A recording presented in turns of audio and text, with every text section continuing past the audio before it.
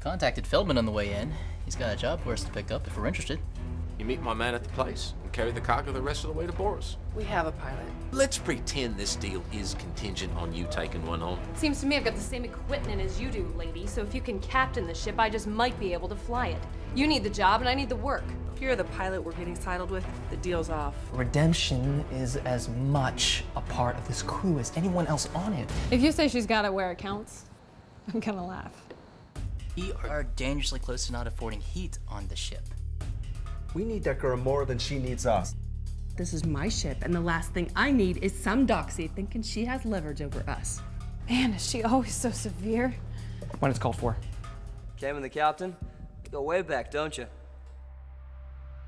Your ship is landlocked. Your crew is probably ready to sell you out at a moment's notice. You're outmaneuvered.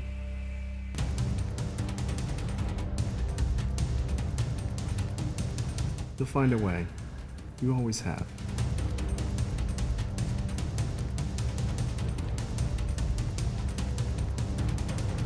I want you to set aside your preconceived notions of what you think the Alliance to be and listen.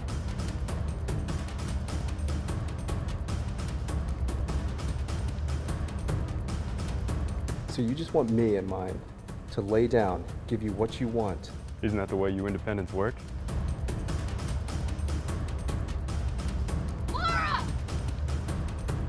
And I ain't about to take one of you down with me. You run, full burn and gone. I mean to end it. There's no way he's just gonna let us go. Him or me, it goes no further than this rock tonight.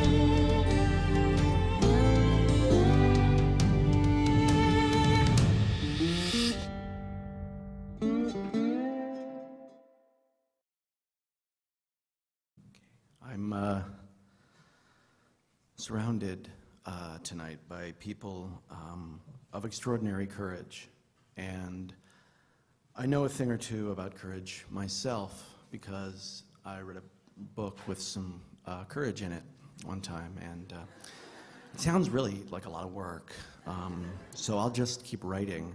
I write, the most courageous thing that I've ever done is something called a press junket. Which is actually pretty courageous, believe me, because they ask you the same questions over and over and over and over and over and over. I've done as many as 48 in a day, these interviews, and they don't come up with the fresh stuff. So there is one question that I've been asked almost every time I've been interviewed. So I thought tonight, briefly, I would share with you one question and a few of my responses, because when you're asked something 500 times, you really start to think about the answer. So now I will become a reporter. It's going to be amazing, a transformation. So, Joss, I, a reporter, would like to know, why do you always write these strong women characters? I think it's because of my mother. She really was an extraordinary, inspirational, tough, cool, sexy, funny woman, and that's the kind of woman I've always surrounded myself with. It's my friends, particularly my wife, who is not only smarter and stronger than I am, but occasionally actually taller, too, but only sometimes taller. I think it all goes back to my mother. So, why do you write these strong women characters? Because of my father. My father and my stepfather had a lot to do with it because they prized wit and resolve in the women they were with above all things, and they were among the rare men who understood that recognizing somebody else's power does not diminish your own. When I created Buffy, I wanted to create a female icon, but I also wanted to be very careful to surround her with men who not only had no problem with the idea of a female leader, but were in fact engaged and even attracted to the idea. That came from my father and stepfather, the men who created this man, who created those men, if you can follow that. So, why do you create these strong, how you say, the women? I'm in Europe now, so it's international. These, I don't know where, though. These strong women characters, well, because these stories give people strength. And I've heard it from a number of people, and I've felt it myself. And it's not just women, it's men. And I think there is something particular about a female protagonist that allows a man to identify with her, that opens up something that he might, an aspect of himself, he might be unable to express, hopes and desires he might be uncomfortable expressing through a male identification figure. So it really crosses across both, and I think it helps people, you know, in that way. So why do you create these strong women characters? Because they're hot. But these strong women characters, why are you even asking me this? This is like interview number 50 in a row.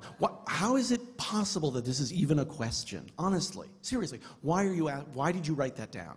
Why aren't you asking 100 other guys why they don't write strong women characters?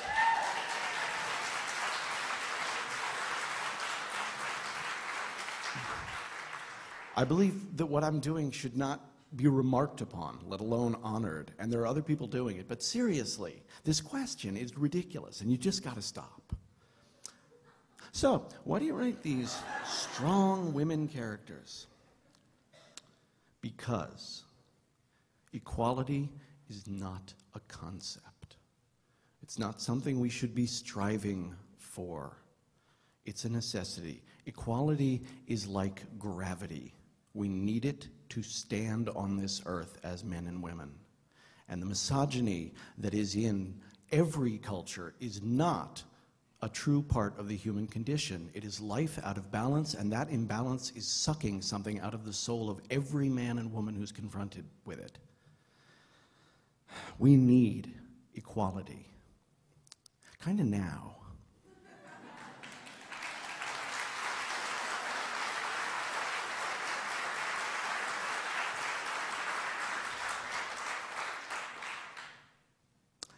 So why do you write these strong female characters?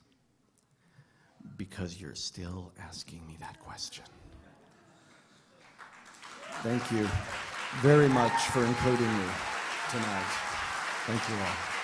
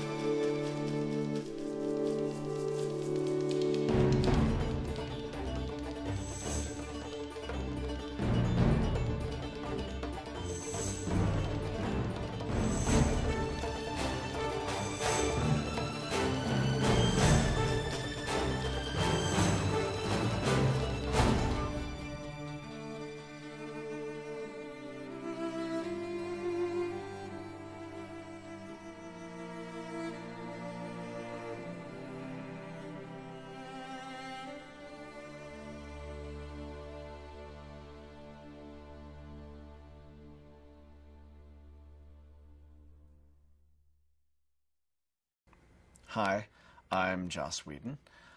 Before we begin this special screening, I have a little story I want to tell you. It's about a TV show called Firefly. Firefly went on the air a few years ago and was instantly hailed by critics as one of the most canceled shows of the year. It was ignored and abandoned, and the story should end there, but it doesn't. Because the people who made the show and the people who saw the show, which is roughly the same number of people, fell in love with it a little bit. Too much to let it go. Too much to lay down arms when the battle looked pretty much lost. In Hollywood, people like that are called unrealistic, quixotic, obsessive. In my world, they're called browncoats. Now, whether you watched the show or saw the DVDs or whether you've never set foot in the Firefly universe before tonight, the fact that you're here means that you're part of something that's a little bit remarkable. This movie should not exist. Failed TV shows don't get made into major motion pictures unless the creator, the cast, and the fans believe beyond reason. That's what I've felt. It's what I've seen in the DVD sales, the booths at the cons run by fans, the websites and the fundraisers.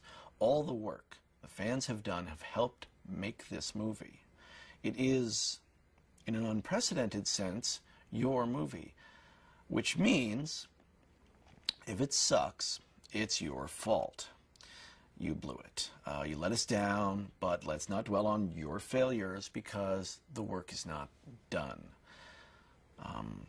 I have to finish making it. This is not quite the final cut, and you will notice some placeholders in music and effects, but we're very close. Once we are finished, I have to get people to see it. Now, obviously the studio is going to do their thing. There'll be ads and trailers and all of that joy, but this movie doesn't have stars, and it doesn't have a giant mega budget or even a simple saleable premise. What it has is us, the people who believed unreasonably. If this movie matters to you, let somebody know. Let everybody know. Make yourselves heard. If you don't like the movie, this is a time for quiet, for months of silent contemplation. But when the unfinished credits roll, if you still call yourself a brown coat, remember the millions of people who don't, who might. I want us to do this together. The cast is going to be appearing wherever they can. I'm going to be blogging and stumping and whatever I can think of. We've got can'tstopthesignal.com up and running, I'm fairly certain. We're all doing everything we can to make this the event that it should be.